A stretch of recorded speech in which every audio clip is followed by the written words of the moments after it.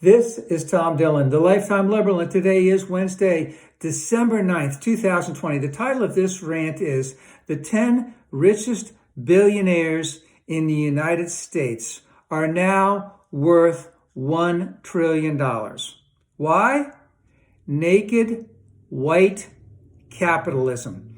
So the fact that we have such a discrepancy between rich and poor that has increased tremendously, especially during this pandemic, is so immoral, it's unbelievable. But just a quick thing here. From 1979 to 2019, the top 10, 1/10 of 1%, their wealth increased by 345% in that 40-year time frame, adjusted for inflation.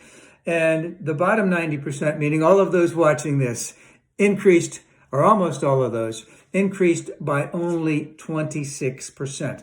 And of course, again, very immoral, the fact that we have such a discrepancy between the super wealthy and, let's say, everyone else. Now, in that 40-year time frame, productivity has increased in a tremendous amount. Innovation has increased a tremendous amount. Let's just say voter restrictions have increased a tremendous amount. And Republican enthusiasm for tax breaks to the super rich have increased a tremendous amount. So those super rich then can put that money to get those Republicans reelected so they can still continue to give them more and more tax cuts. What has decreased quite a bit in the last 40 years? Unions, yes. Taxes, yes. And with unions, I would say collective bargaining rights, yes.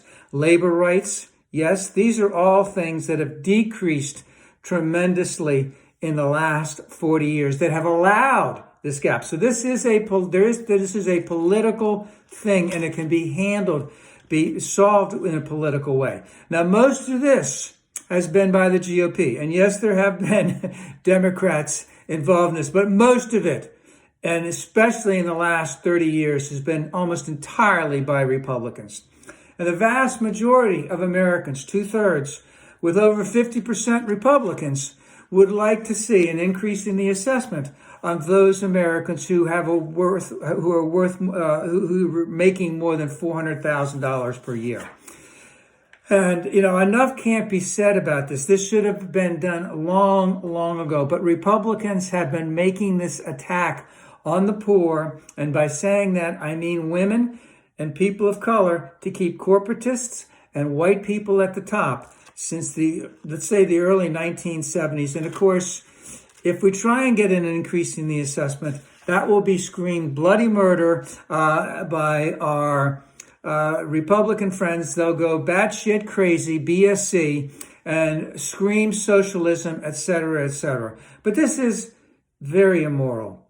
And this is solely about keeping white men at the top of the economic ladder. And I looked at the numbers, the top 10 U.S. billionaires. I think one of them might be a person of color.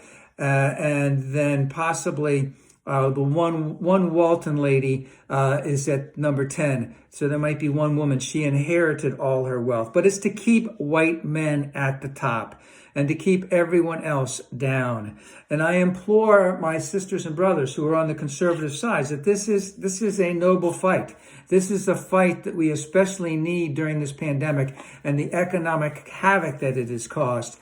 We must be united. We must fight for this. This is one of the first things. Well, Joe's got all his work cut out for him. I hope that this can be handled and worked on right away.